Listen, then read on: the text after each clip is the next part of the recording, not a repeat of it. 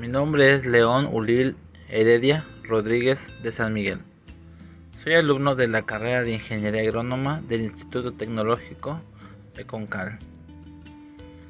Bueno, hoy vamos a tratar un tema que pocos vemos, pero no sabemos cómo funcionan y cómo intervienen en las plantas. Son los factores climáticos. Los factores del clima son agentes como la latitud, vientos predominantes, corrientes marinas, distancias al mar, altitud y relieve, que modifican, acentúan o limitan los elementos del clima y dan lugar a los disturbios o tipos de clima. La latitud determina 5 grandes franjas climáticas en la Tierra. Una zona cálida o tropical a ambos lados del ecuador, entre los trópicos de Cáncer y Capricornio. 2 zonas templadas, norte y sur, entre los trópicos y los círculos polares árticos y antárticos respectivamente. 2 zonas frías o polares en torno a los polos norte y sur. En general se puede decir que las zonas tropicales tienen temperaturas elevadas, excepto en las regiones de mucha altitud y que varían poco a lo largo del año. Que las zonas templadas tienen 4 estaciones y que las zonas polares tienen siempre temperaturas muy bajas. Relieve. Este tiene mucha influencia en los climas que se dan en una región, ya que las cadenas montañosas son barreras naturales al movimiento del aire. Cuando los vientos soplan del mar cargados de humedad y se encuentran con aquellas, se ven obligados a ascender, con lo que se enfrían. El vapor de agua que se contiene se condensa formando nubes y se producen precipitaciones en las laderas expuestas a estos vientos. A las laderas opuestas, el aire llega con menos humedad. Al ascender aumenta la presión y por tanto su temperatura, y las nubes desaparecen, lo que da lugar al clima más seco de un lado de la cordillera. ¿Cómo nos afecta positiva y únicamente en los cultivos? Al presentarse lluvias fuertes, las plantas quedan expuestas a daños mecánicos en sus órganos, lo que les hace susceptibles a daño por patógenos y plagas. Asimismo, el daño generado a la población de arvenenses dentro del cultivo causa una distribución en los hospederos de estas, migrando hacia otras plantas del cultivo. La relación que hay entre planta y la causa de los conflictos que suelen derivar en riesgo para la producción agrícola y la existencia de las plantas en general es riesgosa cuando están expuestas a distintos elementos del ambiente como son los virus, nematodos, hongos y factores del tiempo climático, como son exceso de calor, exceso de frío, sequía, salinidad, radiación ultravioleta, excesos de viento, excesos de precipitación. Si analizamos uno de estos aspectos, por ejemplo, un árbol frutal tiene que negociar la temperatura con la humedad del aire y las precipitaciones con la luminosidad y con el viento. De su negociación tiene que resultar exitoso en su capacidad de producir carbohidratos, enviar estos carbohidratos a los frutos y llegar al término de la temporada. La temperatura. Podemos decir que los componentes de este factor principales son altas y máximas. Las crecientes tienden a aumentar el estrés hídrico y térmico de las plantas, afectando negativamente a su capacidad de reproducirse, que está sobre los 28 grados. Por ejemplo, la floración son claramente indeseables por cuanto pueden alterar la polinización, la germinación de grano de polen y hacer abortar las flores. Las temperaturas muy altas pueden agarrar mayor incidencia de plagas y enfermedades con respecto a las precipitaciones. Por ejemplo, el exceso de precipitaciones durante la formación puede provocar caída de frutos. El viento en floración puede afectar la polinización y especialmente si es seco, pues tiende a secar los estigmas y con eso hace fracasar la polinización De la luminosidad podemos decir que puede afectar ya sea por deficiencia o por exceso en el crecimiento de estas mismas. La mayor parte de las especies cultivadas a temperaturas se sienten cómodas entre los 15 y 23 grados, que es un rango que garantiza el éxito de la polinización. Lo más sensible es la flor, y dentro de la flor son sus pistilos, que por su alto contenido en agua se congelan a temperaturas muy cercanas a los 0 grados. En otro momento de la vida de las plantas, los cambios climáticos, por ejemplo, las noches frescas, tienden a gatillar la síntesis de antocianos, favoreciendo la formación de calor y de color en los frutos. Por las noches muy cálidas y frías, menores a 15 grados o por debajo de 8, tienden a alterar la integridad de las paredes celulares del fruto. La radiación solar. Juega igualmente un rol muy importante por cuanto elevadas radiaciones solares, cuando están muy altas, y humedad tienden a producir quemaduras de la piel en los frutos y por lo tanto una importante pérdida por lo que llamamos golpes de síntesis. Las distintas variables climáticas van garantizando el éxito que la planta tiene en su tarea. La energía solar, el agua y los nutrientes son esenciales que se van abasteciendo a un ritmo cómodo y que se requiere para que la planta pueda producir un nivel fotosintético. La temperatura y el agua son esenciales en la regulación de la tasa de crecimiento vegetal. La temperatura y la organogénesis es esencial para ir generando un crecimiento armónico entre sus distintos órganos. El clima produce varios factores negativos, con los que vemos en las partes bajas y que hay una aceleración en los ciclos de plagas. Puede aparecer una nueva plaga y enfermedades. Aumenta el estrés térmico de las plantas y aumenta el consumo de agua de una planta. Por otro lado, el agricultor lo que tiene que hacer es optimizar este conjunto de riesgos, y cuando se toma una decisión de fecha de siembra tenemos que tener la capacidad para establecer cuál es la ventana en la cual se minimiza esta sumatoria de riesgos climáticos. Métodos y técnicas para su control. Una primera alternativa para reducir los daños que pueden sufrir los cultivos por cuenta de los cambios climáticos consiste en la búsqueda de nuevas variedades más resistentes a la ausencia de nutrientes y cambios drásticos a la temperatura. La única manera de ayudar a la planta es mediante la fertilización foliar, pero podemos encontrar algunos sistemas, como el sistema de agroforestía.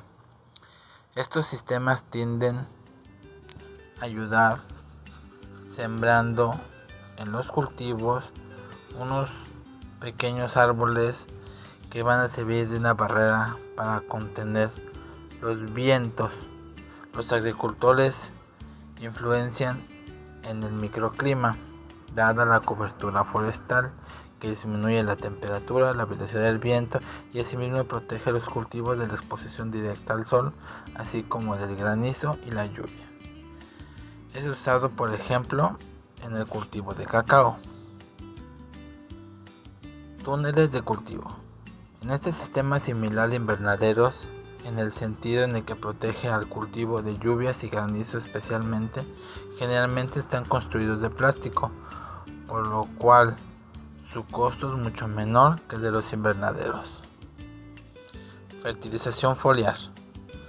La fertilización foliar es una manera muy eficiente, práctica y económica de suministrarle los nutrientes necesarios a las plantas para su mejor desempeño, en resistencia a enfermedades y aumento de producción. Se puede usar en un café, en frutales, arroz, pastos, palmas, banano, maíz, frijol y entre muchos más. Sistemas de riego por goteo. Es un sistema mediante el cual se suministra gota a gota de forma localizada el agua sobre la planta. Necesidad dependiendo de la etapa del ciclo vegetativo y las condiciones ambientales. Se utiliza en cualquier tipo de cultivo, pero especialmente en frutales y hortalizas. Los cambios de cultivo. Es bueno que se realice un cambio en las variedades o especies, es decir, que se diversifiquen los cultivos según la geografía y el clima de la zona. Igualmente se debe buscar la adquisición de semillas que sean resistentes, por ejemplo, al calor y a las sequías, a las inundaciones. Igualmente se debe mejorar la capacidad de agua de lluvia, los sistemas de almacenamiento y las técnicas de riego para garantizar un mejor impacto del cambio climático. Algunas de las plantas que son resistentes y más tolerantes, incluso resistentes al frío, son las acelgas, apio, ajo, arúgula, betabel, cebolla, col, espárragos, poros, zanahorias. Y las resistentes al frío son el amaranto, la arúgula, el cilantro, la manzanilla, el tomillo, el cebollín, el hinojo, la menta y el guasontle. Otras formas de ayuda son los riegos, que deben ser abundantes en otoño, permitiendo que las plantas se mantengan bien hidratadas para poder activar sus mecanismos de defensa contra las heladas. Otro que podemos usar es el acolchado. El acolchado es una cubierta que se coloca en la base de la planta, la cual evita pérdidas de calor y de humedad. Un suelo limpio. Así se trata de mantener un suelo libre de malezas, suciedad y otros objetos, con lo que se puede lograr que durante el día se absorba más calor, el cual será desprendido por la noche. No obstante, este truco solo protege a los cultivos a temperaturas de 1 grado centígrado.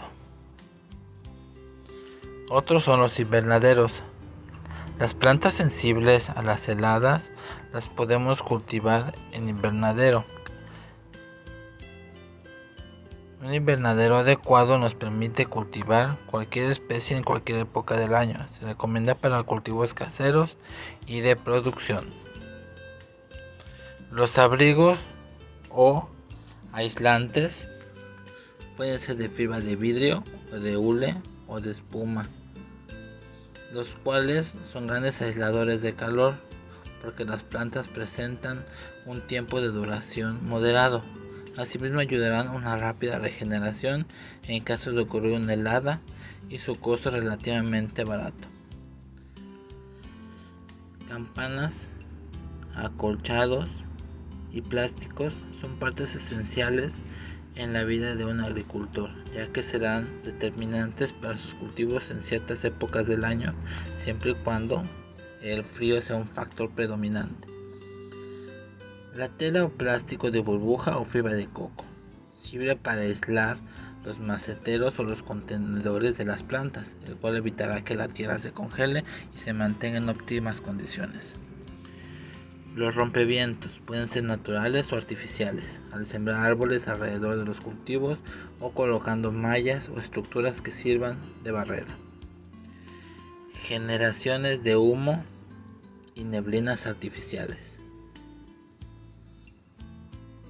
Nubes de humo desde un bote de combustible por medio de combustión química para la generación de niebla. Los agricultores usan ramas de árboles podados, estiércol y aserrín, paja, madera y pasto.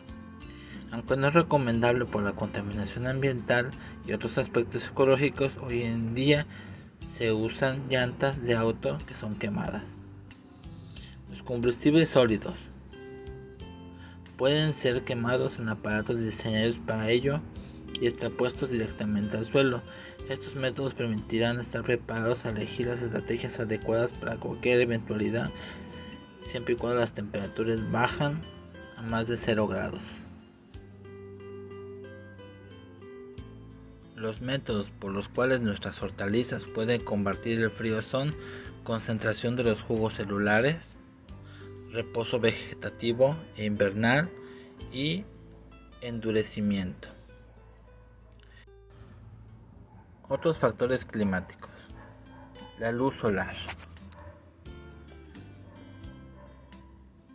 El Sol es una fuente primaria de energía radiante caracterizada por propagar sus ondas y pulsaciones a través del espacio. ¿Pero qué efecto tiene la radiación sobre los cultivos? Las plantas utilizan la luz para producir carbohidratos y a partir dióxido de carbono y agua. Por ello son capaces de convertir compuestos inorgánicos en compuestos orgánicos más complejos. La cantidad de sombra es lo primero de ellos, pues la falta o baja disponibilidad de la luz solar tiende a ser un agente estresor para las plantas. Al reducir el sobrecalentamiento, la transpiración excesiva y la fotoirradiación que se presenta en las plantas al estar en zonas calientes, sin la protección adecuada, se impide que haya una formación de fotosíntesis por exceso de calor. La cantidad de luz o energía radiante que reciben los cultivos es otro de los factores que inciden en un proceso agrícola. La planta en estas condiciones puede tener un crecimiento mucho más extenso porque sus tallos son delgados o la fotosintética baja, y si en un cambio la intensidad de luz fuera excesiva se produce en crecimiento vertical. La radiación solar. La exposición crónica a la radiación altera el desarrollo y a la estructura genética de las plantas, aunque no afecta su capacidad reproductiva. La radiación solar se puede considerar un factor ambiental más importante en los cultivos bajo invernadero, pues influye en procesos relacionados con la fotosíntesis y los balances de agua y energía. Los desórdenes fotosintéticos, también llamadas enfermedades abióticas, son una serie de anomalías en diferentes estructuras de la planta, generalmente debidas a condiciones climáticas adversas entre las que se encuentran una baja o alta radiación solar. Se presentan cuando la planta es sometida a condiciones extremas, altas y bajas temperaturas y radiación directa del sol sobre las plantas.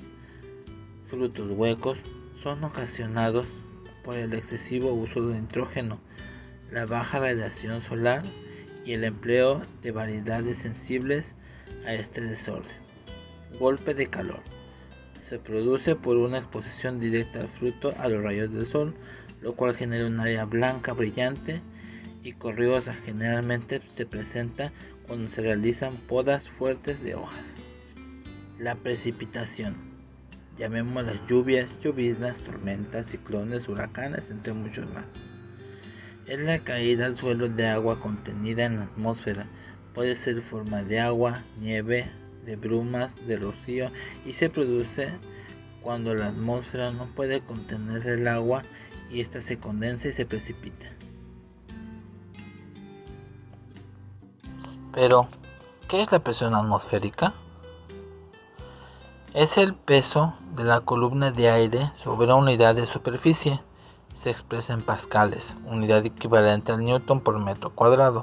Con esta unidad resulta pequeña, habitualmente se utilizan hectopascales, su equivalente es al millar, y la presión atmosférica desciende con la altitud. Llovizna. Esto podría gatillar el aumento de enfermedades fungosas en el follaje de algunos cultivos, debido a la presencia de agua libre que se acumula en las hojas en efecto de rocío y de este tipo de garúa o mayor temperatura. La lluvia. La lluvia tiene la facultad de ser una bendición para las plantas y los animales, pero si cae en exceso puede inundar los cultivos, sobre todo si no existe un buen sistema de drenaje en el terreno. Fertiliza.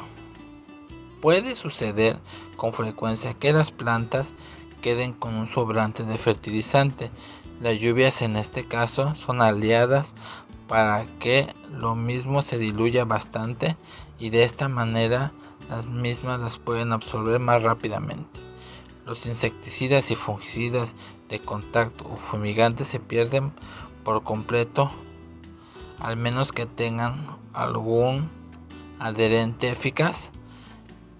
El exceso de agua lo analizamos antes, como hemos tratado el tema de los drenajes, pero muchas veces la lluvia supera la capacidad de los drenajes y la inundan con vastas extensiones de tierra, ahogando el ganado, dañando pastizales y acabando con cultivos, incluso arrozales, que se pueden afectar en las inundaciones muy severas. También las lluvias continuas a lo largo de varios días pueden saturar el suelo de agua y en las laderas de las montañas producir deslizamientos de tierra. No necesitan ser lluvias intensas, basta con que duren lo suficiente para saturar el suelo y producir los deslizamientos de tierra. Ahora hablemos de un tema importante, lo que son las tormentas, ciclones, huracanes y los nublados.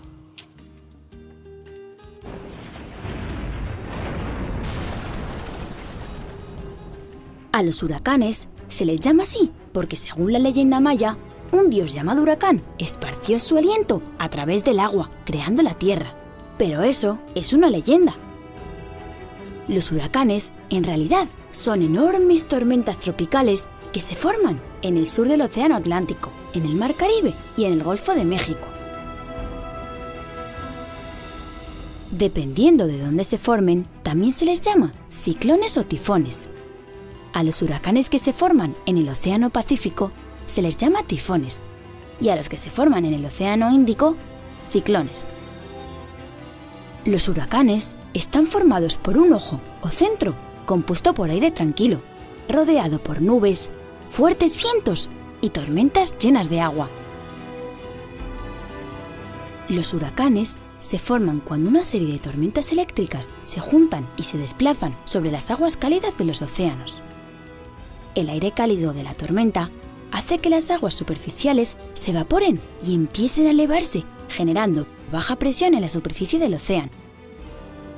Los vientos que circulan en direcciones opuestas hacen que la tormenta empiece a girar. A medida que la tormenta se va desplazando por el océano, la velocidad del viento aumenta y va cogiendo una enorme e increíble fuerza hasta formarse el huracán. Cuando toca tierra, el impacto de un huracán suele causar muchos daños, aunque depende de la categoría de huracán que sea, ya que se clasifican en 5. Los huracanes de categoría 1 son los más flojos y tienen una velocidad entre 119 y 153 km por hora. Los de categoría 5 van a más de 250 km por hora y son superdestructivos. La verdad es que los huracanes son muy peligrosos y hay poblaciones que han sido destruidas por ellos. Al ganado, a la propiedad del hogar, a los bienes, a la producción y a la infraestructura física. Estos daños pueden provocar situaciones de escasez de alimentos en el hogar, la comunidad y muchas veces a nivel nacional. La medida en que las catástrofes relacionadas con tormentas tienen importancia local o nacional depende de la intensidad de la tormenta y de la zona afectada y de la situación de los cultivos. Además de destruir los cultivos y afectar el suministro alimenticio, las tormentas pueden reducir también la calidad y la potencial de producción de la tierra.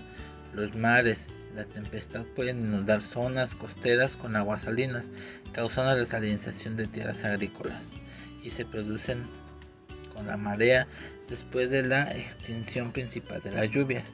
Los efectos en los cultivos y los rendimientos son mayores, ya que la sal no se diluye rápidamente. Las llanuras costeras de estos estuarios situados en los lugares de paso de los ciclones son generalmente vulnerables a este fenómeno. Las inundaciones depositan en la tierra cultivada una capa de aluvión que puede quemar los cultivos y cambiar la calidad del suelo. Los efectos de una tormenta en el suelo dependen de las condiciones climáticas procedentes, humedad del suelo y nivel del agua.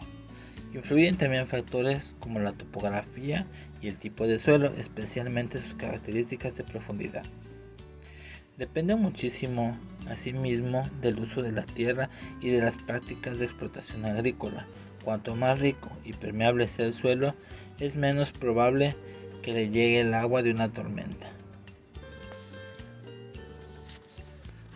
Lluvia ácida. La lluvia ácida se forma cuando la humedad del aire se mezcla con el dióxido de azufre y los óxidos de nitrógeno que emiten las centrales eléctricas, fábricas y vehículos, a partir de la combustión de productos derivados del petróleo.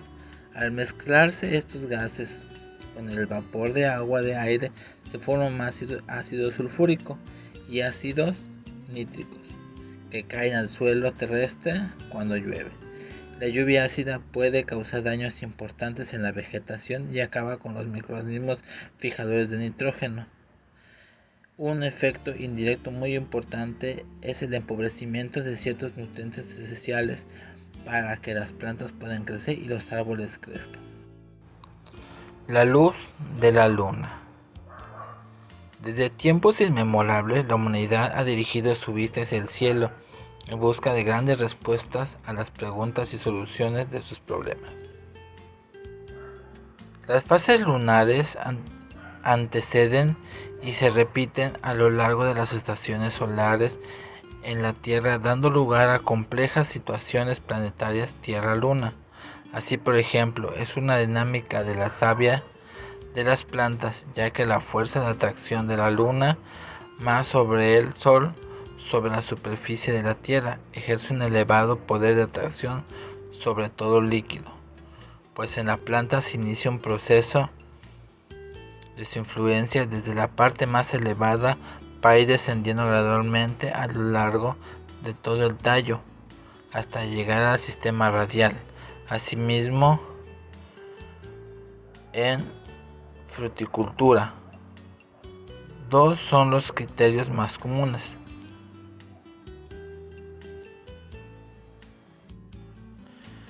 después de los 3 primeros días de la luna nueva hasta el cuarto creciente es que la luna influye más en el desarrollo vegetativo de los árboles frutales, retardándoles la fructificación, logrando su máxima expresión vegetativa en la luna llena. Y el segundo, mientras que 3 días después de la luna llena hacia el cuarto menguante, estimula y favorece la producción de frutos, y se ha comprobado que esta influencia desde la parte más elevada para ir descendiendo gradualmente a lo largo y todo el tallo hasta llegar al sistema radical.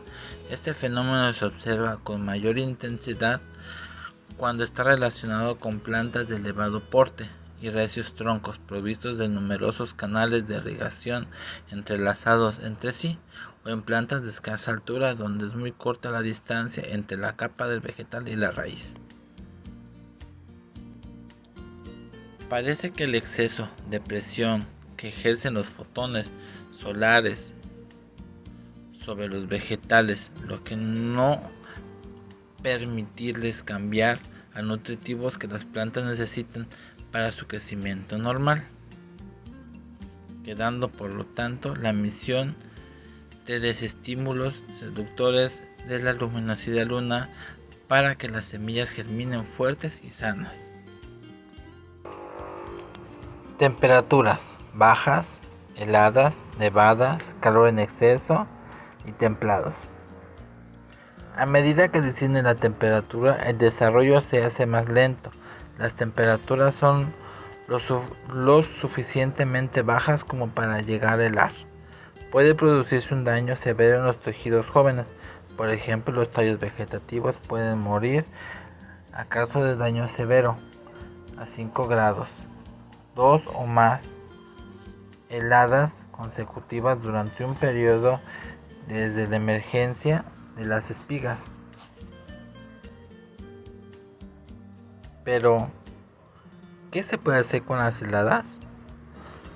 La única forma económica de enfrentarse a las heladas es asegurándose que el cultivo esté en una fase no sensible a las mismas. En este momento es en que es probable que las heladas ocurran. Vientos. Es el movimiento del aire en la atmósfera que se desplaza desde las zonas altas hasta las zonas bajas. Aunque este movimiento tiene lugar en las 3 depresiones del espacio en meteorología. Los efectos del viento en la agricultura son muchos: transporta polen y materia orgánica, humedad, nubes, masas de aire frío y caliente. Sin embargo, este fenómeno del tiempo es más bien relacionado con los daños que ocasiona, principalmente en aquellos que resulten fácilmente visibles. Los efectos del viento pueden convertirse de benéficos a perjudiciales, dependiendo en gran parte de su intensidad. Existen cultivos que son más sensibles a los efectos de los vientos. Por lo general, las plantas un poco desarrolladas a lo vertical son aquellas cuyas partes quedan más expuestas. La turbulencia aumenta de acuerdo a la rugosidad de la superficie y la diferencia térmica entre el aire y el suelo. En la cercanía inmediata a los cuerpos con que se tiene contacto, el viento disminuye su velocidad hasta llegar a detenerse. Así se forma una capa estacionaria de aire llamado capa límite o capa estática. Uno es el arrastre del suelo y la erosión. El otro es la adaptación de las plantas a los vientos, pues la longitud de tallos y el crecimiento de la planta dependen mucho para ser afectados. La información del tiempo es fundamental para la toma de decisiones. Puedes medir la velocidad del tiempo y utilizar un nanómetro que posee varias aspas con caselones. Algunos de las influencias del viento fuertes en la agricultura son que derriba árboles, se deriva en fumigaciones, arrastres de aspersión, quiebre de ramas, arranca de flores y frutos, acames, derribo, bajas presiones, como lo muestra en esta tabla.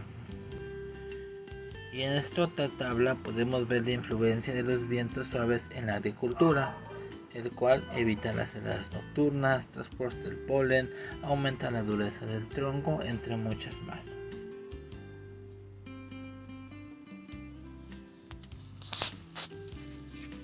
Hablemos de los huracanes.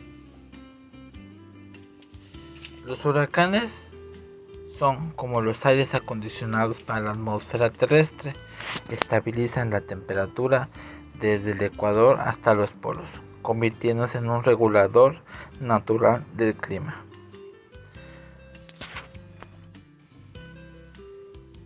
En su forma inicial son llamados depresiones tropicales y al aumentar la fuerza de los vientos se convierten en huracanes, con 63 km por hora hasta 300 km por hora. Los huracanes pueden ser buenos y malos a la vez. A pesar de su importancia en la regulación del clima y aporte de agua, los huracanes son considerados desde el punto de vista humano como fenómenos negativos que se catalogan como desastres naturales. En la historia de los huracanes, los más terribles que se permanecen en la memoria histórica han sido aquellos que han impactado poblaciones humanas y han dejado pérdidas en nombre de ellos. Humedad relativa, baja, alta. La humedad relativa es la relación entre la cantidad de vapor de agua que contiene el aire y la máxima cantidad de vapor de agua que puede contener a una determinada temperatura. Efectos adversos sobre la planta si hay humedad relativa alta son: el exceso de humedad reduce la transpiración y que disminuye la absorción de nutrientes y afecta el crecimiento de la planta. La humedad puede ser el factor ambiental más difícil de controlar en invernaderos, incluso con los equipos más avanzados de tecnología. El aire húmedo contribuye directamente a los problemas como enfermedades de las raíces y de las hojas.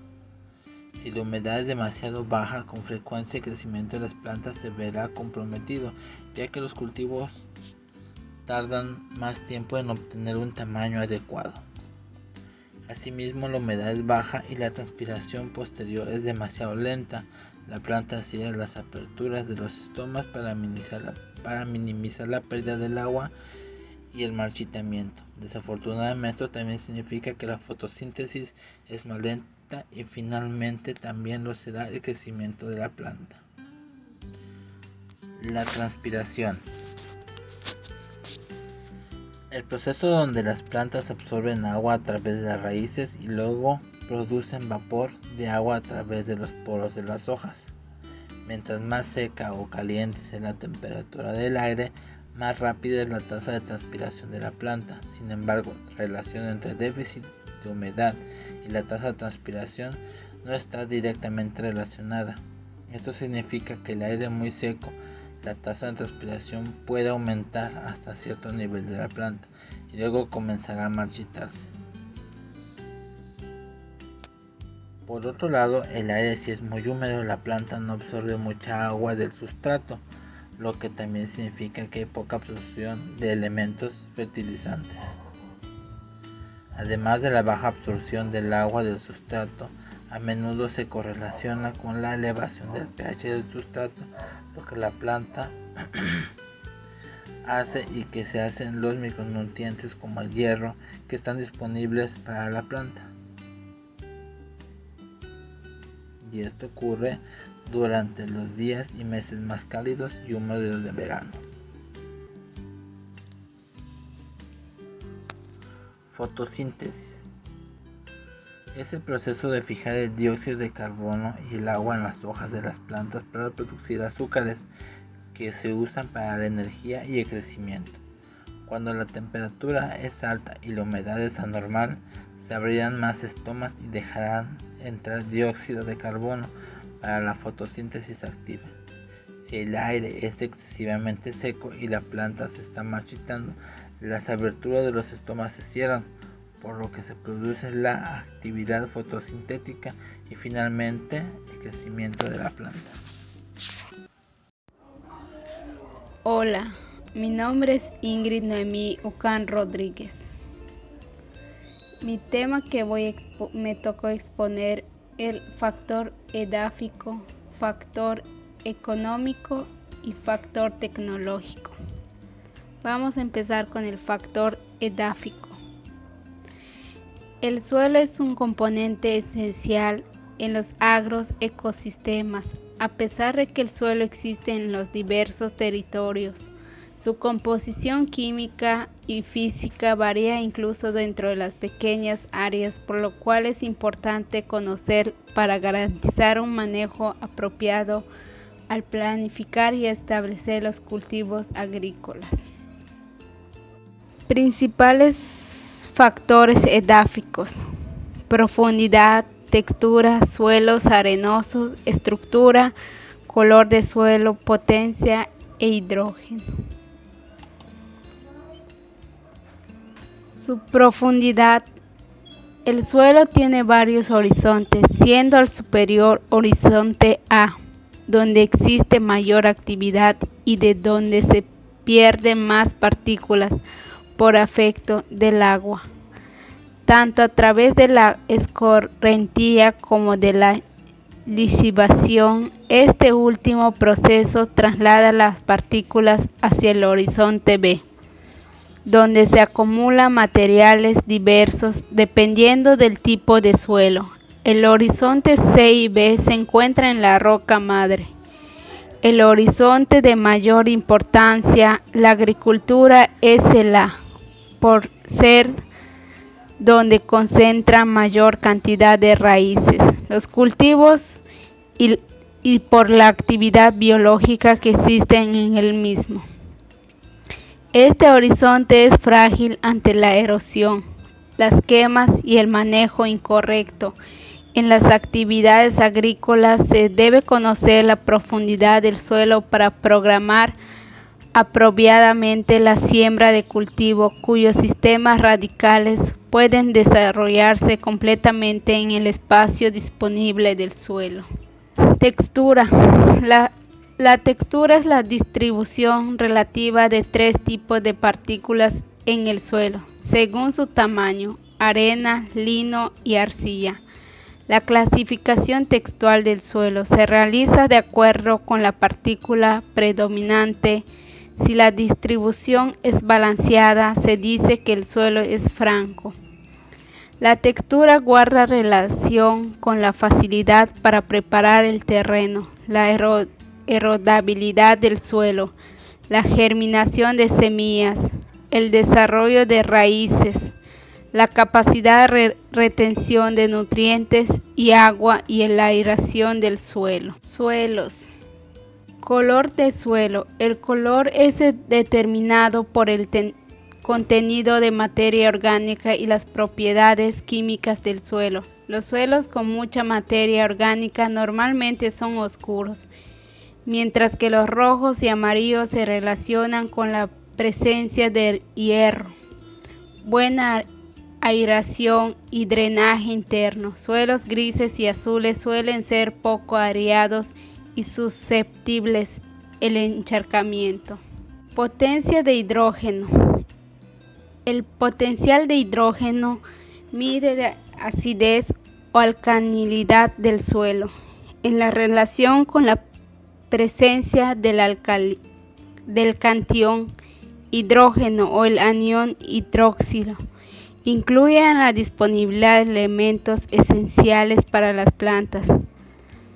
En pH bajo puede ser toxicidad por aluminio y magnesio, mientras que el pH alto, el sodio, puede ser tóxico para las plantas. El pH se mide con una escala de 0 a 14, siendo más ácidos los suelos a medida que se acercan de 7 a 0 y más alcalinos. Cuando tienden de 7 a 14 son neutros los que tienen un pH de 7.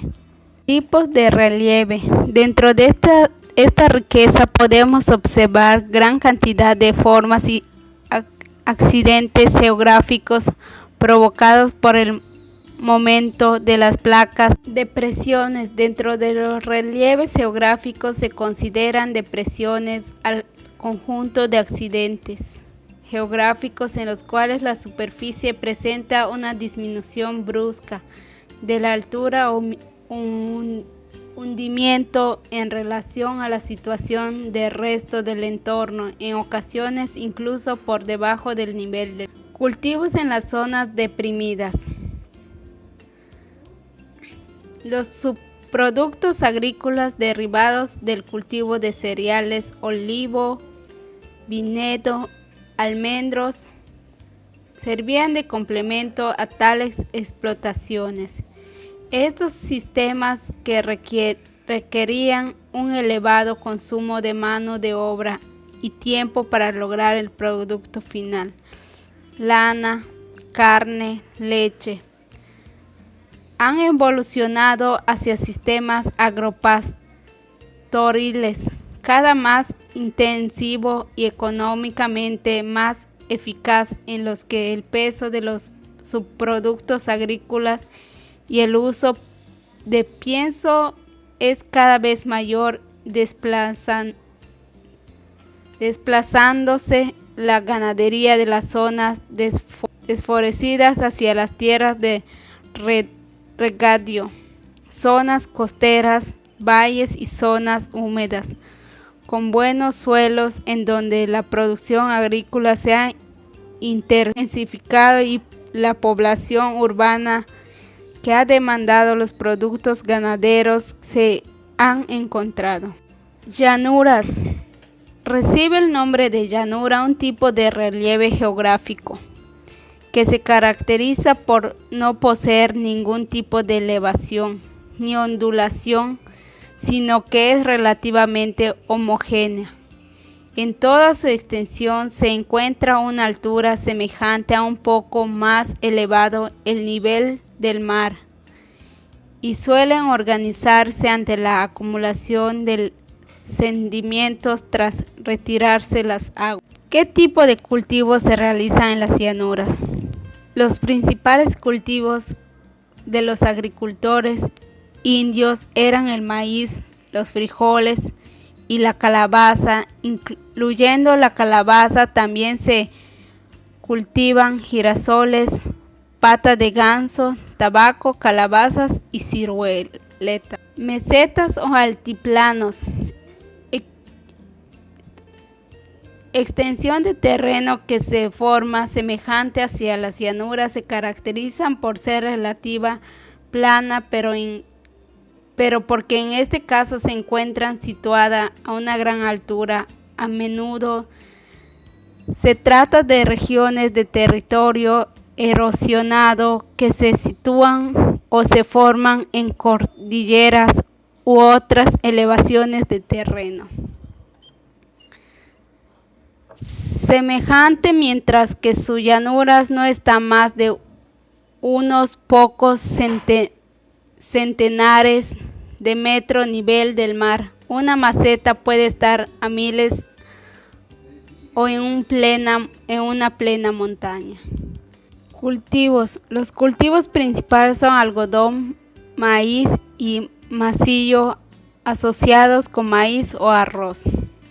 Valles. Los valles son el tipo de relieve geográfico que aparece entre dos formaciones montañosas y que supone un descenso de presión del terreno entre ambas montañas, generalmente la producción como resultado de la erosión generada por cursos fluviales o glaciales. Pueden tener formas muy diversas en función del tipo de erosión y el tiempo que lleva recibiéndola. Cultivo de valle. Valle depende del aguacate, piña y banano común. El departamento es el principal productor agrícola del país, señalada análisis de Cámara de Comercio, además de ser principal productor caña de azúcar. El Valle del Cauca es el primer productor nacional del banano común y aguacate y el segundo de piña. Dunas. Aunque cuando hablamos de relieve geográfico solemos imaginarnos elementos de tipo rocoso, lo cierto es que no podemos obviar la existencia de un tipo de relieve principal, generado por la erosión y la configuración por arena. En el caso de las dunas, elevaciones del terreno generadas por las acumulaciones de arena y que puedan llegar a desaparecer o a modificar su formación o posición merced de la acción de fuerzas como la del viento. Cultivo invernaderos especiales, proporciones, diversos tipos de verduras, hierbas y flores para su explotación. En las zonas de dunas se cultivan cítricos o mangos con agua reciclada y en las zonas de colinas con escasas precipitaciones y muy erosionadas se han recuperado mediante una intensiva reforestación. Colimas y cerros o montículos.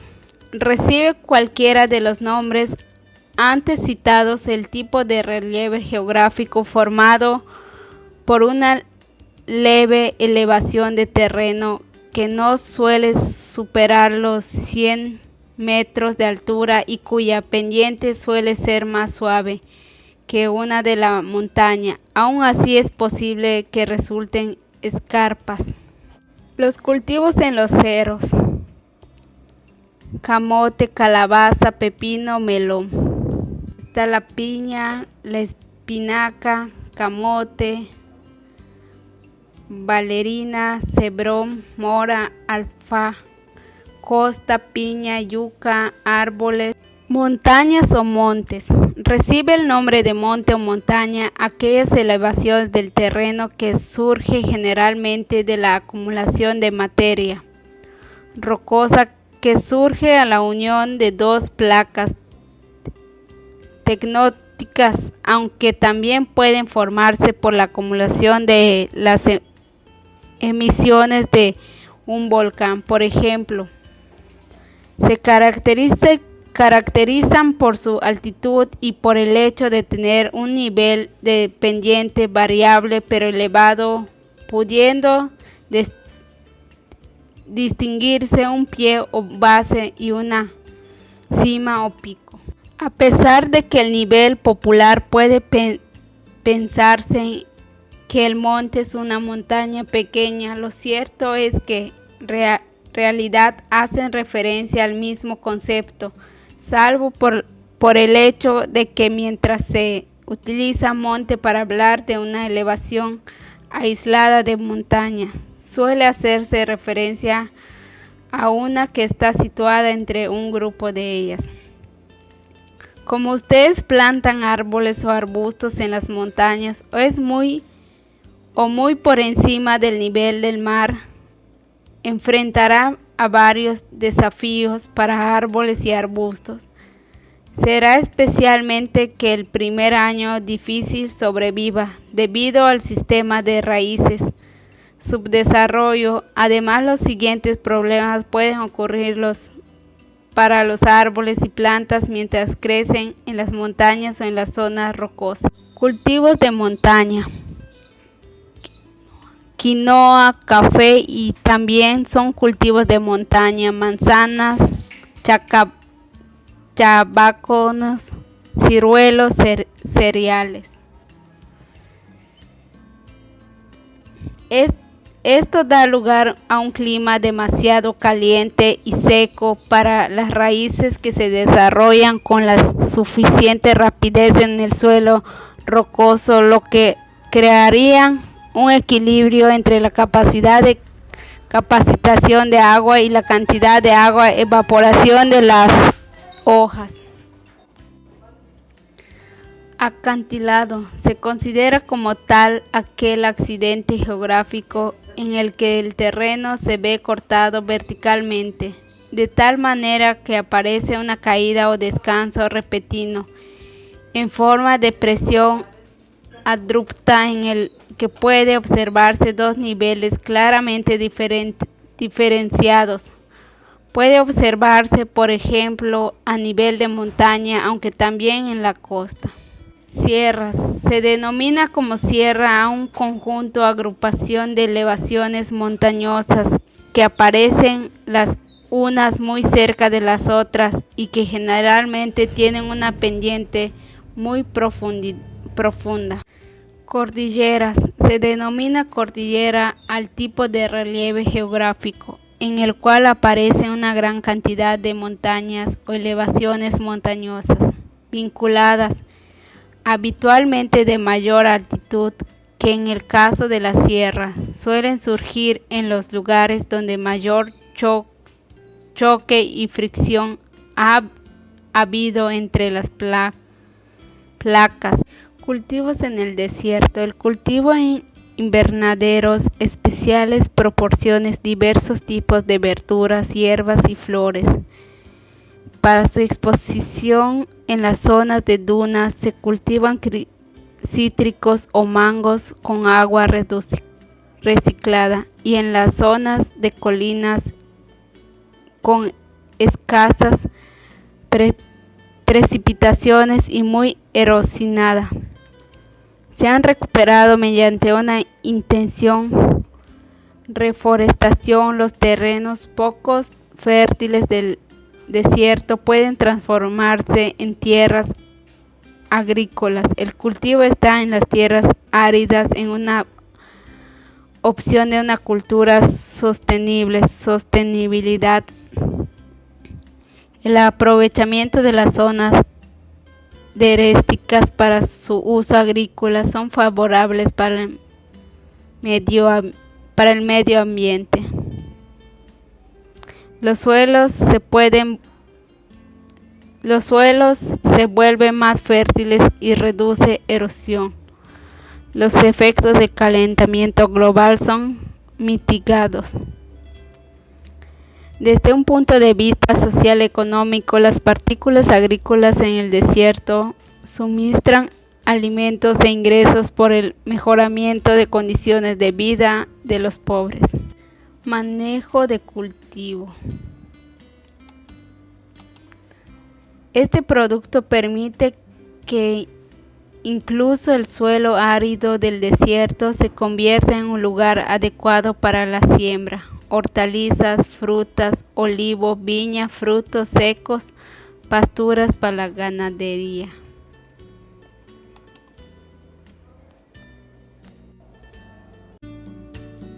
Mi nombre es Esmeralda Chávez Torión y el primer punto que voy a hablar son los factores genéticos.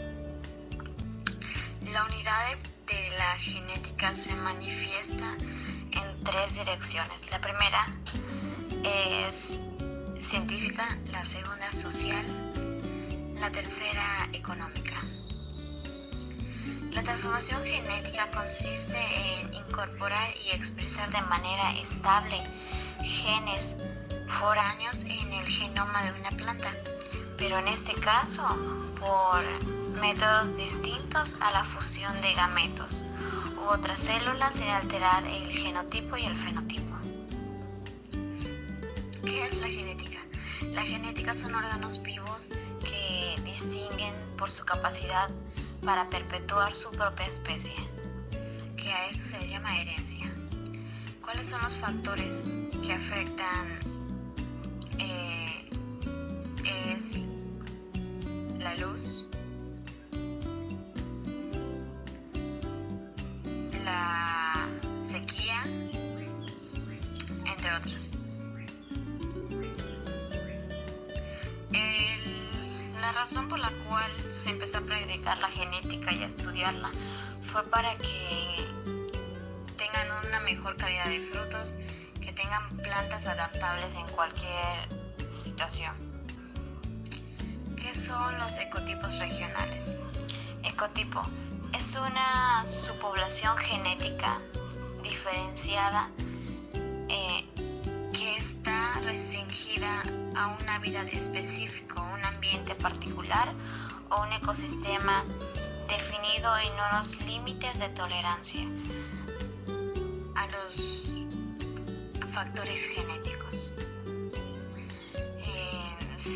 que se define como población de plantas de especies silvestres adaptadas a través de las generaciones.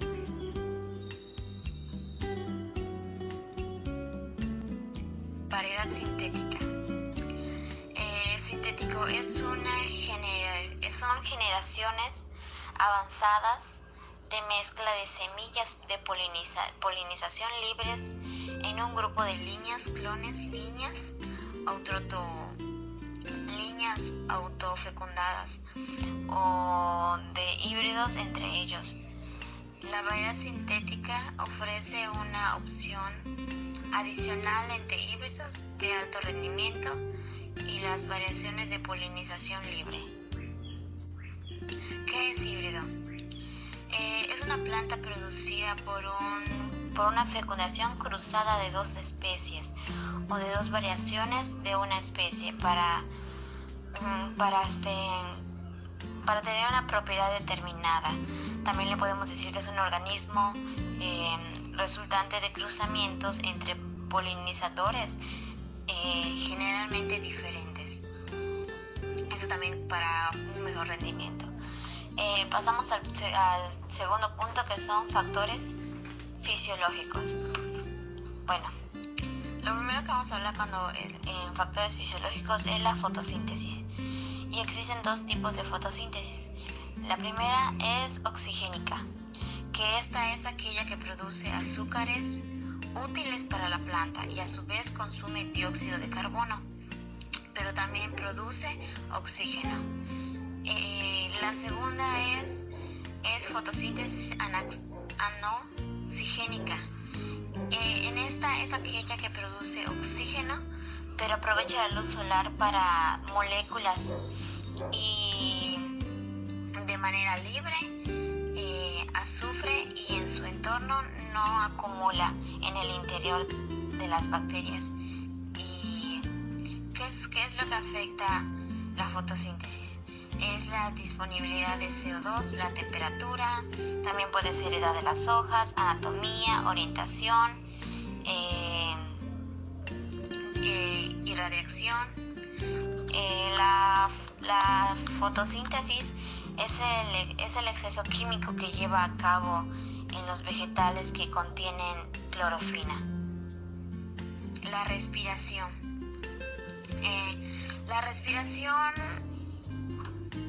Existen también dos tipos de la respiración, la oscura y la fotorrespiración.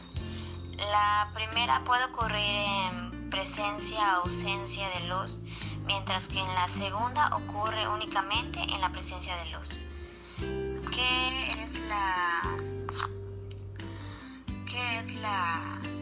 Los factores que también afectan la respiración es edad del tejido, temperatura, oxígeno y daños y falta de agua. ¿Qué son el xilema y el floema? Bueno, mientras que en el xilema permite el transporte de agua y sales minerales, el floema se encarga de transporte de azúcares y otros productos de la planta. El floema las plantas son organismos autótrofos, lo que quiere decir que produce su propio alimento. ¿Qué son el fitohormona? Las fitohormonas son responsables de una amplia gama de procesos fisiológicos en las plantas, como en el crecimiento en la raíz, el tallo, la floración y maduración de los frutos y la caída de las hojas. La fitohormona es un excelente regulador de fruto y uso correcto ayuda a controlar el momento de la recogida del fruto, ya sea para adelante o para retrasarlo. El fototropismo. El fototropismo es una diferencia que presentan las plantas hacia una fuente luminosa latente, especialmente en la luz azul. Este fenómeno se llama la atención de los científicos desde hace mucho tiempo en el intenso estudio. El fototropismo se emplea en el terreno de la biología principalmente para aludir al tropismo, que generalmente es luz, y es por su parte ese momento que realiza un órgano. Y pasamos a geotropismo. El geotropismo es una respuesta que se debe a un crecimiento diferente entre opuestos de órganos, y por parte se presenta en órganos de crecimiento y en órganos maduros que recuperan la capacidad de crecer. Esto hace que crezca hacia arriba. El fotoperiodo. ¿Qué es el fotoperiodo? El fotoperiodo se desarrolla en la planta, depende de una gran medida de luz que recibe. Se denomina fotoperiodo hacia la referencia de la influencia que ejerce los periodos de luz que necesita la planta. Los daños que puede llevar el fotoperiodo es la germinalidad, crecerán y florecerán en forma natural. Lo que afecta igual puede ser la sequía, entre otras cosas. Fisiología de estrés por medio ambiental. Existen varios tipos. Voy a mencionar algunos, que es el estrés híbrido, el estrés por alta o baja temperatura, el estrés por alta y baja irradiación, el estrés por alta y baja radiación ultravioleta, el estrés por salinidad, estrés nutricional, estrés por toxicidad de metales pesados, entre otros. Y esto es el conjunto de respuestas bioquímicas y fisiológicas que definen un estado particular del organismo diferente al absorber bajo un rango de condiciones óptimas. Lo que afecta a la sequía elevada, inundaciones, bajas y altas temperaturas y congelación. ¿Qué es la germinalización? La germinación es el desarrollo del embrión de una planta dentro de una semilla. Esto quiere decir que la germinación es un proceso mediante el cual una semilla se desarrolla hasta convertirse en una nueva planta.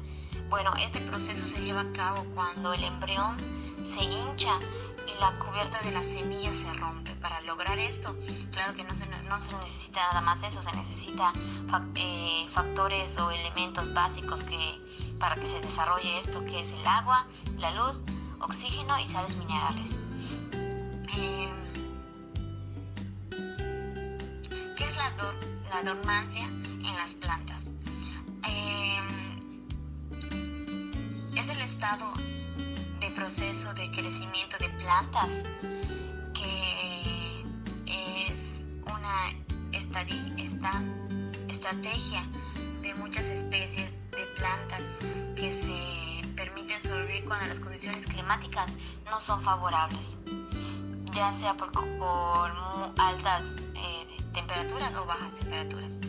La dormancia en las plantas se suscita por variación sustentable o varias variedades y dependerán de cada especie en particular. ¿Qué son las funciones de las esporas y la transpiración? Bueno, las esporas es una célula reproductiva que principalmente algunas plantas y hongos pueden producir y que tienen la capacidad de dividirse sucesivamente para abarcar formatos de nuevos individuos. La transpiración es una pérdida de vapor de agua desde las plantas. La transpiración consta de dos procesos, la evaporización y la fusión de vapores de agua. Que esto es en la hoja, en el agua del xilema, deja los nutrientes y se sale evaporada. Vamos a hablar ahora de factores biológicos, específicamente de enfermedades y plagas. Estamos conscientes que las plagas son los principales problemas más comunes para un agricultor.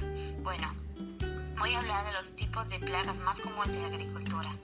Existen una enorme variedad de afecciones de origen biológico en los cultivos, pero vamos a nombrar los más comunes que pueden ser virus, bacterias, hongos y artrópodos. Pero estamos hablando que también existen vertebrados, mamíferos, aves, reptiles, insectos, ácaros, tipos de daños que causan la plaga directa, plaga indirecta,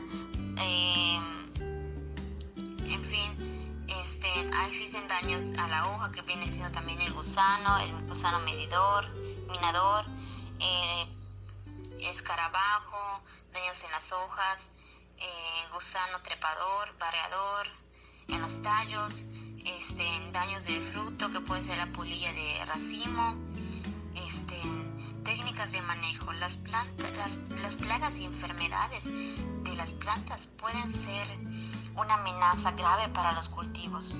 El control natural de plagas evita un agente químico en estas utilizaciones, produciendo un origen natural. Para las técnicas que mejor pueden hacer para cuidar es el desarrollo de una tierra sana, sembrar variedades de plantas resistentes y regar desde abajo. Eso sería todo. Muchas gracias. Económico.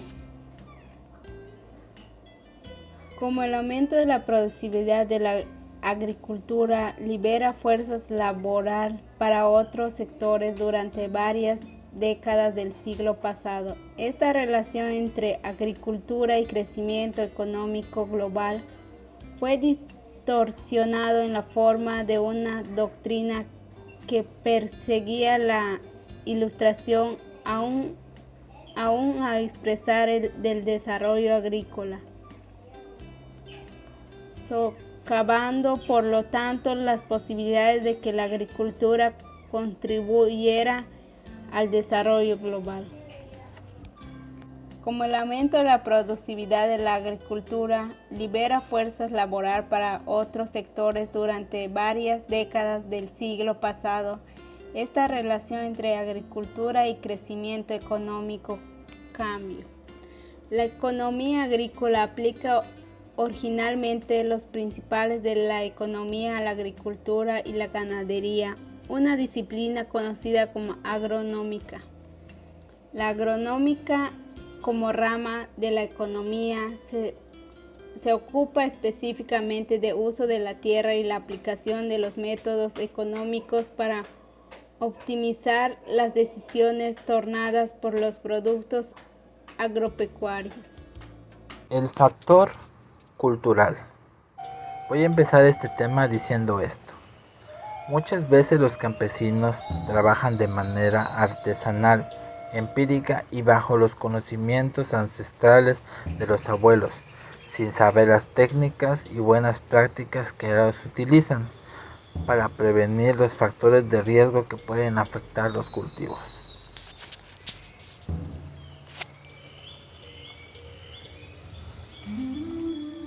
Hablemos de un factor importante, el cual es el analfabetismo. Cabe resaltar que los trabajadores del campo tienen menor acceso a la educación y un porcentaje mayor de analfabetismo que el resto de la población. De acuerdo con el Instituto Nacional de Estadística y Geografía, el INEGI, esta diferencia se acentúa en los grupos de edades mayores, los cuales son más sensibles a los problemas y que el analfabetismo conlleva, como puede ser que se restrinja su acceso a los beneficios del desarrollo y obstaculice su goce de otros derechos humanos. Hablemos de un segmento de personas de entre 15 y 19 años de edad. El 1% no está alfabetizada, mientras que el 5% de los trabajadores agrícolas del mismo grupo de edad no están alfabetizados. En los grupos mayores de edad, la diferencia entre los trabajadores agrícolas y el resto de la población incrementa. Un grupo de 60 o más años de edad presenta mayor desigualdad. 35% de los trabajadores del campo son analfabetas, ante el 20% de la población mexicana. Dentro de una población de 5.538.979 trabajadores agrícolas de México, el 50% cuenta con estudios de primaria, el 26% de secundaria y el 9% de nivel medio superior, un 2% de nivel superior y un 12% no cuenta con escolaridad. El promedio de la escolaridad es de 5.9 años, es decir, primaria incompleta. Las mujeres trabajadoras agrícolas están por debajo del promedio de 5.5 años de escolaridad, que conlleva muchos riesgos, tanto laborales como familiares. El INEGI considera entre los trabajadores agrícolas dos vertientes de ocupación: los agricultores, que presentan 56 de cada 100, y los trabajadores de apoyo, peones y jornaleros, 44 de cada 100. Entre los agricultores predominan los que tienen 40 y más años, que es un 64%, mientras que entre los trabajadores de apoyo preponderan los que tienen de 15 a 29 años de edad, que representan un 45.2%. Prácticas religiosas. Los personajes involucrados han adquirido nuevas y han caracterizado nuevas funciones. Algunos de ellos han desaparecido y otros se han creado. En muchas comunidades campesinas, el papel del ambiente y su importancia ha sido relevado, por lo que su uso y manejo ha tenido que reorganizarse, y en este proceso la ideología sigue teniendo un papel primordial.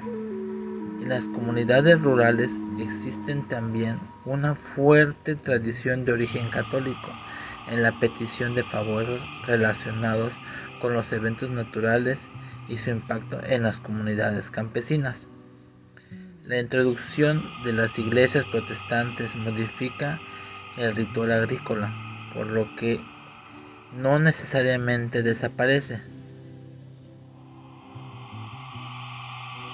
Algunas funciones, junto con una serie de creencias de origen antiguo que se consideran prehispánicas, principalmente se asocian con el santuario católico y también con las actividades agrícolas. En ocasiones se mezclan con otros elementos ideológicos cuyo origen no se discute en este trabajo, pero que hacen alusión a seres mitológicos y de origen prehispánico, lo cual se mezcla con las creencias católicas y crean nuevas remembranzas. Las sociedades rurales y su entorno. Estudios contemporáneos sobre sociedades rurales en México muestran la existencia de una serie de creencias de personajes y seres imaginarios que viven en áreas naturales, bosques, cerros, lagunas, barrancas, por si no decir algunas, y vigilan su utilización, castigando a quienes abusan de los recursos al extraerlas con fines que sobrepasan los de una subsistencia de grupo. La creencia en seres sobrenaturales asociados con elementos fisiográficos del paisaje local como cerros, volcanes, lagunas, barrancas, cursos de agua y la fauna existente. Seres que intervienen directamente en eventos climáticos como la lluvia y los huracanes, cuya presencia o carencia origina la falta del alimento o la de sus recursos naturales. La existencia de estos seres y la ideología que los caracteriza se vuelve mítica y se transforma o desaparece. Muchos de estos personajes se mantienen en las culturas de las comunidades, pero se convierten en elementos que funcionan para asustar y atemorizar a los habitantes, es decir, pierde su función como originalmente se creía. En varios casos, los personajes adquieren nuevas funciones y encontramos también que la gente externa a la comunidad utiliza algunos mitos, promoviendo así su aceptación en la sociedad regional. En varios casos, las normas, reglamentos y regulaciones aceptadas por todos los miembros de la comunidad refuerzan las creencias en la existencia de estos seres que vigilan y regulan el uso de los recursos naturales en las comunidades. Quedan por estudiarse con mayor profundidad estas cuestiones. Sin embargo, es ineludible que por mucho tiempo han regulado las relaciones entre hombre y entorno. La desaparición de la creencia y de estos personajes y demás seres fantásticos y míticos ha sido la sustitución por fiestas y ceremonias que se mezclan con el santo real católico y que siguen reutilizando hasta nuestros días.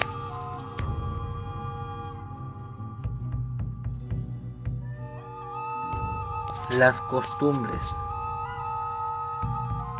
Es una manera habitual de obrar de una persona, animal o colectividad establecida por un largo uso o adquirida por la repetición de actos de una misma especie.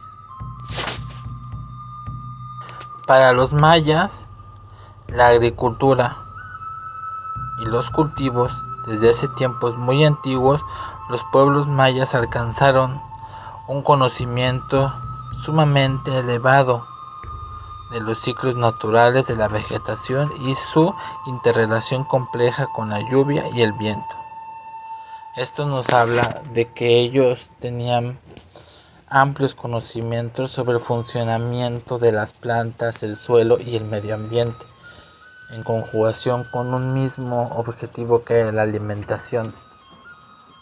Antiguamente todo lo que se hacían en las épocas prehispánicas y épocas antes de la colonia era el estudio del suelo y su relación con todos los seres que ahí vivían.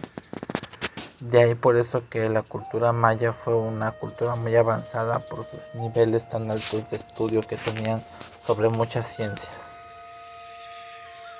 El maíz es el cultivo principal. Junto con él se cultivaban además distintas especies de frijol, calabazas, papas, tomates, yucas, chayotes, chayas, aguacates, chicos zapotes, papayas. Sin embargo, el origen de Yucatán, algunos de los campesinos más experimentados en el cultivo de la milpa maya, con su auspicio del programa, buscan que las comunidades rescaten una antigua forma de trabajar la tierra. En los sistemas de cultivo, después de milenios, se están retomando por ahora, hoy en día, todas esas pequeñas cosas que ellos se hicieron, que ahora son grandes cosas por las cuales ellos pasaron a través de los estudios y pudieron presentarse en las mismas técnicas e instrumentos de cultivo que se han adicionado a las nuevas prácticas de hoy en día, haciendo una mezcla y una simbiosis entre conocimientos y técnicas. La parcela. En la actualidad este sistema principal con la predicción del comportamiento del tiempo para saber cuándo debe iniciarse la siembra.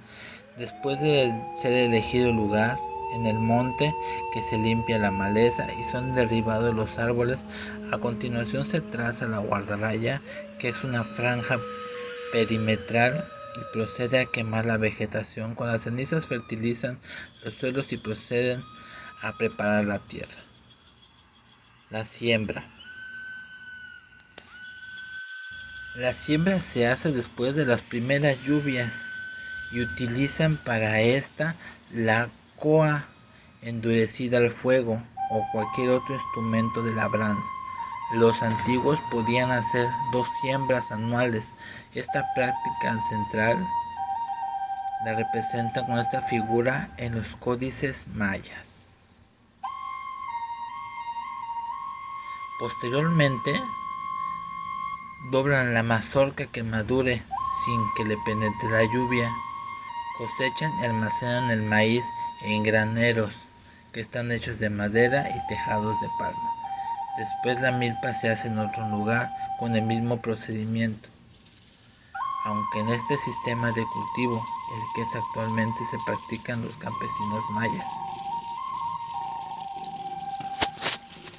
Dentro de los conocimientos mayas podemos resaltar el hecho del conocimiento de la astronomía. Ellos la mayoría de sus cultivos los hacían bajo los regímenes lunares y solares. Ellos, al observar la luna y ver sus etapas de esta misma, podían iniciar o pausar los sembrados. Como lo mencionamos anteriormente, ellos estudiaban el cielo, estudiaban las características y estudiaban sus funciones e interrelaciones con las plantas. Crearon 2 calendarios. Uno era de carácter religioso que duraba 260 días y se llamaba Tzolk'in, y el otro que era de 18 meses, 20 días y 5 más días adicionales llamando Hab. En ese contexto, los mayas crearon infinidad de festividades, pero una de las más importantes para todos los campesinos mayas es la llamada Chachac, que es la ofrenda al dios de la lluvia para su prosperidad en sus cosechas, a través de un ritual el cual les voy a poner a continuación.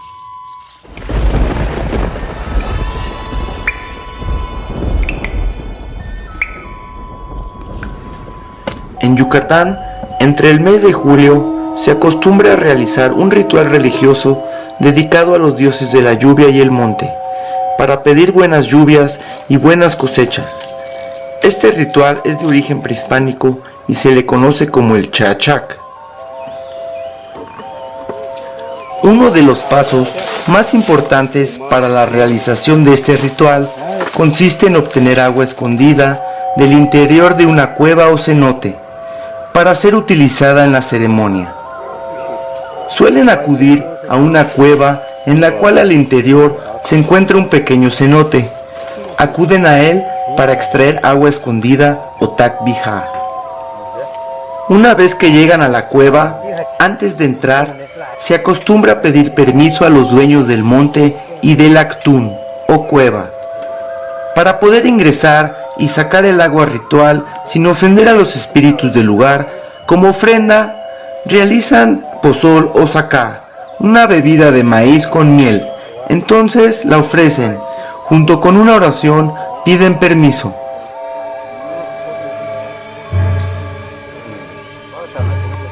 Es sagrada. E balcio macen calak balci.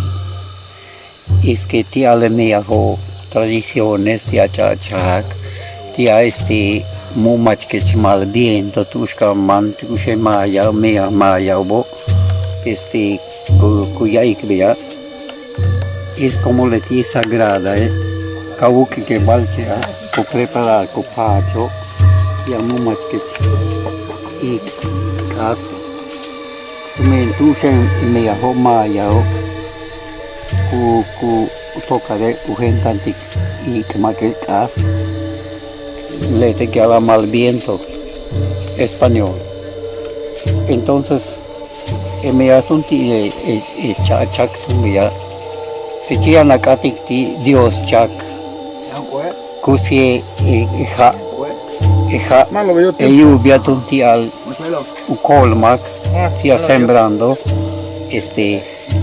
tia tunuyant que colo kayanak cosecha, pero machen katik maki yanakatik ti Dios ya que yanakati Dios que santo ha tile meyaho tile colo tula kashane kuyantupe ki makola ti echeo ti ala ko yala que kasho men Dios tu tsae ti alu ukustali, pero es santo, es colebil alta gracia que wikala, que alta gracia o tiluyante gracia que catikotik shantie, kusishane tile kustalo.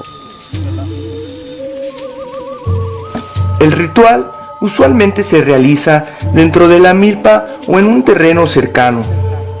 En el lugar se construye un canché o mesa de maderos que es utilizada como altar o adoratorio, y es donde el gemén o hierbatero maya, guía espiritual, realiza la rogación y coloca la ofrenda.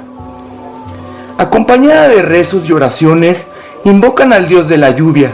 En la mesa se colocan unos arcos de matas de javín. Dentro de la ofrenda se colocan recipientes de jícaras con sacá o pozol y balché. Se colocan veladoras y se queman inciensos. Posteriormente se realizará una comida con carne de gallinas y panes de maíz.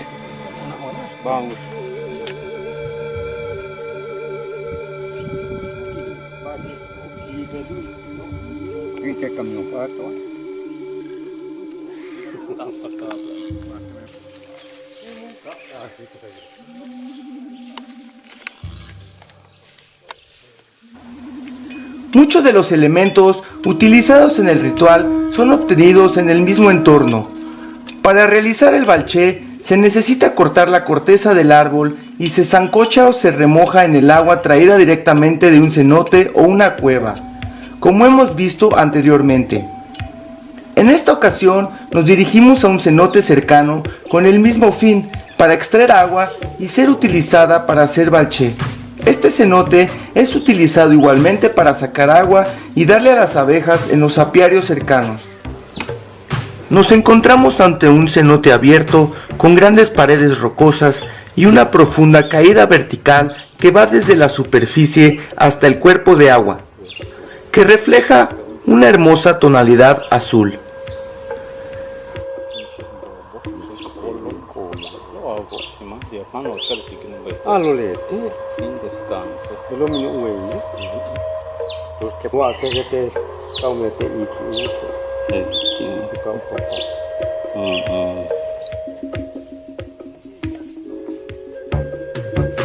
Dentro de un abrigo rocoso de difícil acceso, entre las paredes del cenote se encuentran vestigios de los mayas antiguos. Hay 2 pilas de piedra muy bien talladas que fueron hechas por los mayas prehispánicos. La dificultad para acceder a esta sección hace pensar que fue un sitio ceremonial. Los cenotes, o en maya tzoonot, fueron lugares de ceremonias rituales desde tiempos inmemoriales.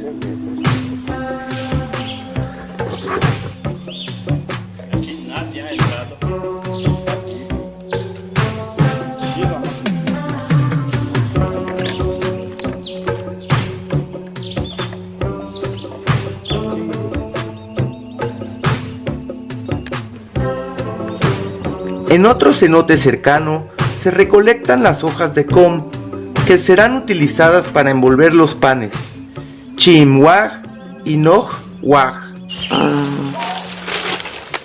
Una vez que estos elementos están juntos, se llevan al lugar del ritual. Se preparará la comida que será ofrendada. A los panes se les unta pepita molida y son envueltos en la hoja de com. Estos se entierran al estilo pip para su cocción y se cocina la carne del pollo. Igualmente se prepara el chocol, que es un caldo espeso hecho de masa de maíz con recado como condimento. De pronto comienza a llover.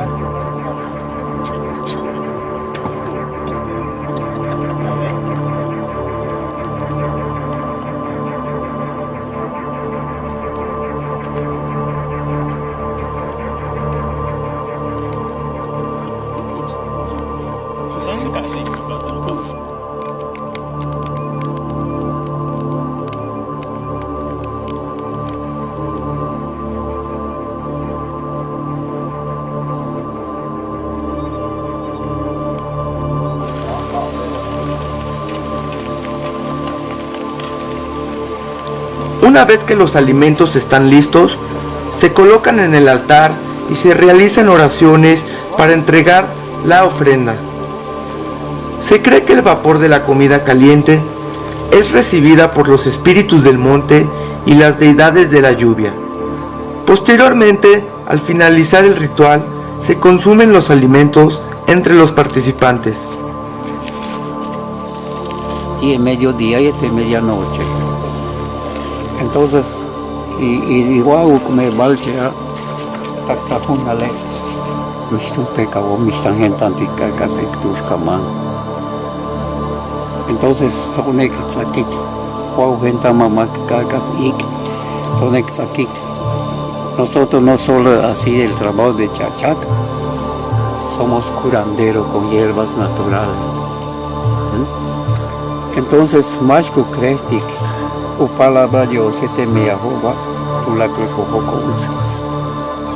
Acá está organizada chacha, un grupo, ya vi, es un gasto. Me ya no maneja casa, no maneja ciña, no maneja.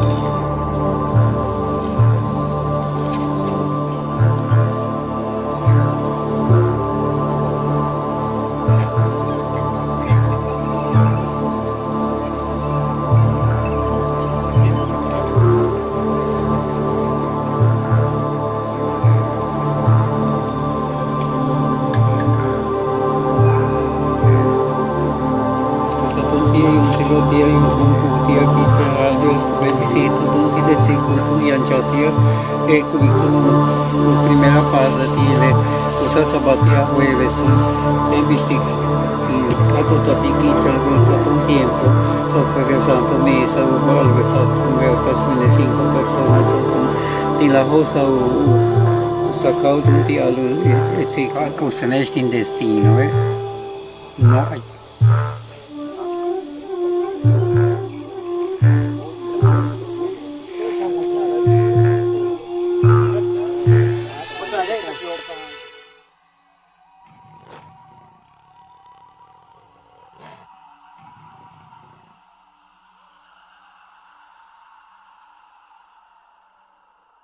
En tiempo real permite crear mejores rutas, tecnologías de tasa variable, virtuales para mejorar el uso de recursos. Estas innovaciones se refieren a elementos necesarios para el campo. Sensores remotos son los encargados de capturar datos del cultivo, suelo, humedad, precipitaciones, crecimiento de las plantas, infestaciones de plagas y fertilizantes por medio de redes inalámbricas como el Wi-Fi y el Bluetooth. La agricultura tradicional es modelo de producción agrícola principal de las distintas sociedades a lo largo de la historia. Está caracterizada por su época, influyendo tecnología y el cuidado de la naturaleza. Con un poco de elementos técnicos y profundo entendimiento de la naturaleza, las distintas civilizaciones del mundo han obtenido alimento mediante cultivo. Por su parte, la agricultura moderna se caracteriza por incorporación la ciencia, la tecnología para ser más eficiente, ahorrando recursos, tiempo y dinero y logrando más cantidad y mayor calidad de la producción. Fuentes de financiamiento agrícola privado. Los pequeños productos son mayoría en la producción de maíz y frijol, principales cultivos en nuestra dieta. Entre los sectores agrícolas explotados y en crecimiento de la industria nacional se encuentran cultivos de maíz, aguacate, café orgánico, zarzamora, cebolla y alfalfa. Estos nichos son los principales competidores en el mercado agrícolas internacionales. Las costas previas parecieran dar cuenta del desarrollo agrícola del país. Sin embargo, la obtención de nuevos bienes y sistemas de financiamiento para la consecuencia de la inversión agrícola ha sido inversamente proporcional al desarrollo de nuevos proyectos y programas de financiamiento agrícola para los productores. Financiamiento de crédito. Sagarpa. El programa se ocupa el primer lugar en el top 10 de financiamientos actualmente disponibles para el campo mexicano. Es Sagarpa.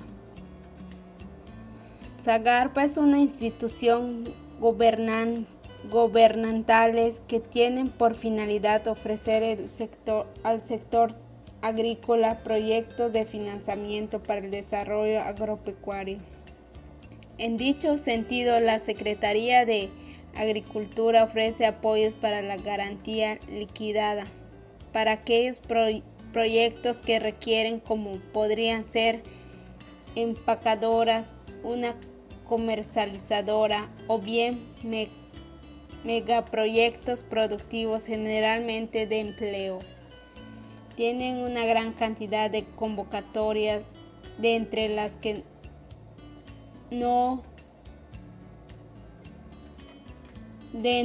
que nos encontramos algunas, como energías renovables del programa de fomentación agrícola. Este programa otorga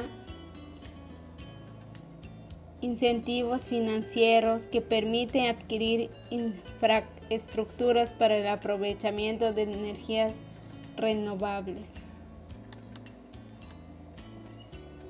FIRA, el programa que ocupa segunda posición de la lista de FIRA. FIRA,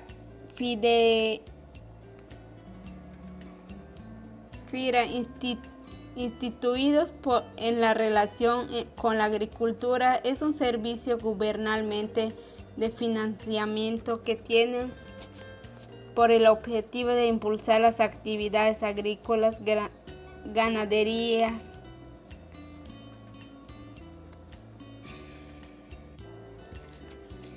FIRA, instituidos en la relación de la agricultura, es un servicio gubernamental de financiamientos que tiene por objetivo impulsar las actividades agrícolas, ganaderas, de pesca, forestales, artesanías, ecoturismos, agroindustrial y comercio, otorgando créditos a través de los bancos, cooperativos, intermediarios financieros y parafinancieras.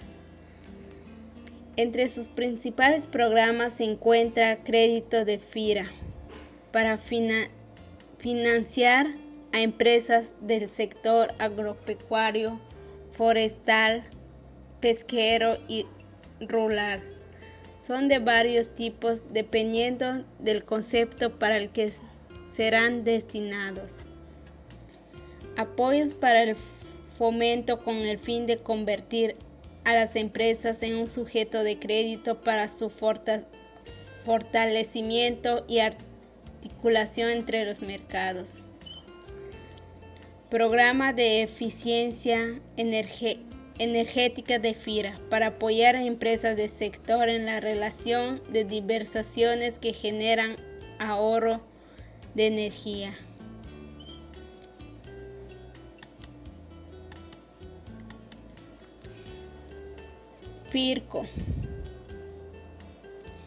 FIRCO, el programa financiero que ocupa la tercera posición de top 10 financiamientos disponibles para el campo mexicano es FIRCO.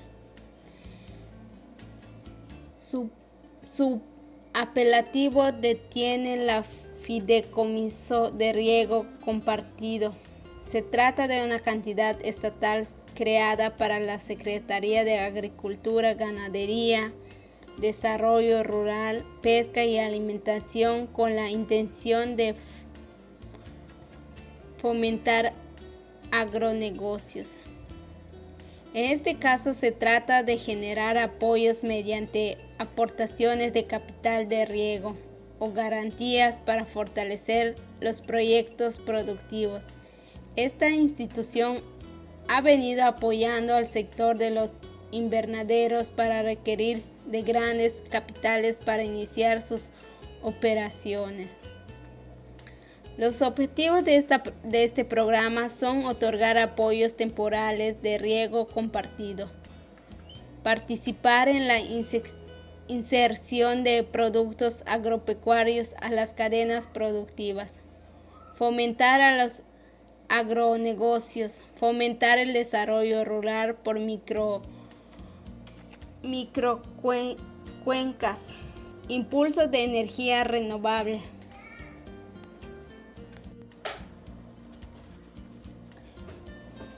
FOSIR, Fondo de Capitalización e Inversión Rural. Es un fondo de fomento que busca la capitalización de los sectores rural, agroindustrial a través del financiamiento de proyectos productivos a medio y largo plazo utilizando principalmente instrumentos de capital de riego.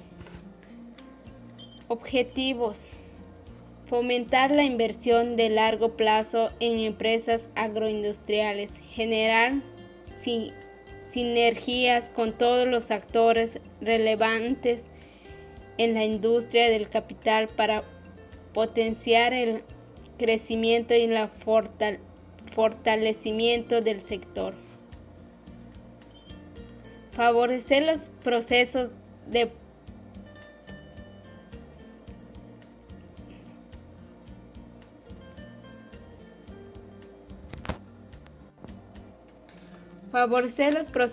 de profesionalización e industrialización de las empresas, las que somos inversionistas a través de asistencia técnica en materia de gobierno corporativo. Fomentar la cultura de capital privada mediante acciones de captación que promueve el desarrollo de operadores y administradores de fondos de capital, en especial para el sector rural y la agroindustrial. Participar directamente con inversionistas y empresas en los procesos de análisis y evaluación e inversión en proyectos de impacto regional.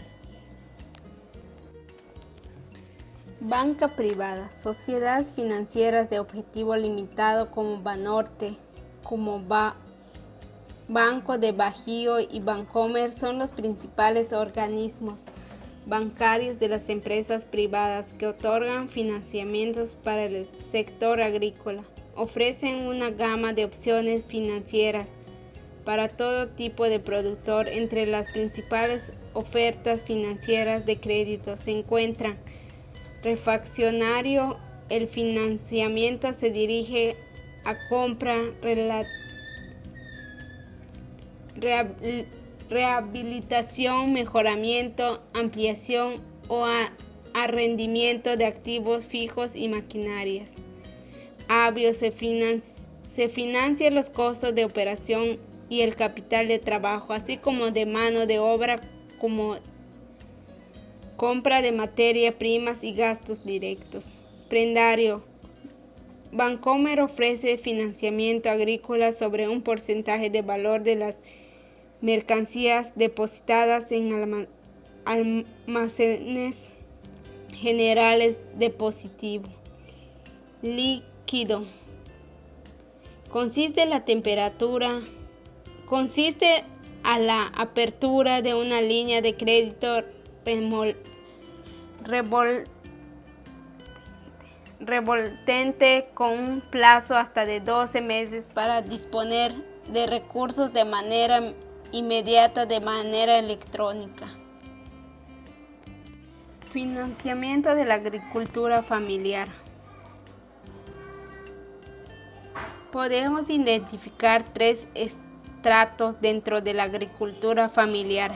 El primero estrato es de subsistencia, pues está orientado a la producción para autoconsumo y representan 17.4% de total. El segundo estrato considera de la transmisión, ya que se destina parte de su producción al autoconsumo y parte del mercado, el cual agrupa la mayoría de las unidades con 56.8% de total.